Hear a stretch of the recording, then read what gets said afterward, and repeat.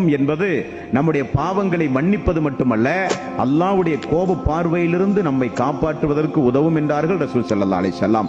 காய்ந்த பேரித்தம்பழத்தையாவது அல்லாஹ்வுடைய பாதையிலே செலவு செய்து நரகத்திலிருந்து உங்களை நீங்கள் பாதுகாத்துக் கொள்ளுங்கள் என்கிற செய்தியை அல்லாஹ்வுடைய ரசூல் எப்ப சொன்னார்கள் தெரியுமா?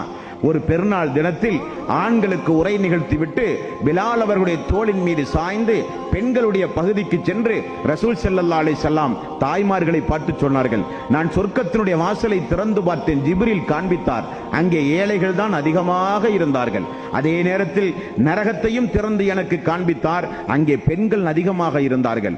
ஆகவே காய்ந்த பேரித்தம்பழத்தையாவது தர்மமாக கொடுத்து நரக நெருப்பிலிருந்து உங்களை நீங்கள் பாதுகாத்துக் கொள்ளுங்கள் என்று தாய்மார்களுக்கு விசேஷமாக சொன்னார்கள் நபிகள் நாயகம் ஸல்லல்லாஹு அலைஹி வஸல்லம்.